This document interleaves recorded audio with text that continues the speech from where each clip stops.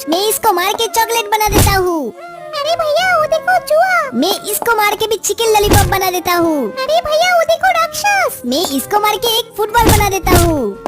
अरे वाह चॉकलेट, इसको खाने में बहुत मजा आएगा। अरे टिंगी, ये कोई चॉकलेट नहीं है, ये तो एक कॉकरोच है। अरे नहीं, मैं इस चॉकलेट को खा के ही रहूंगा। अरे बाप रे, ये तो सच में कॉकरोच बन गया। फिर मैं इस चिकन लॉलीपॉप को खा लेता हूँ। लेकिन उससे पहले दोस्तों, आप इंडिया से हो तो वीडियो को एक लाइक करके चैनल को सब्सक्राइब कर लेना और कमेंट में जय हिंद लिख देना। अरे ये तो सच में चूहा है। अरे बाप रे, ये तो राक्षस, भागो।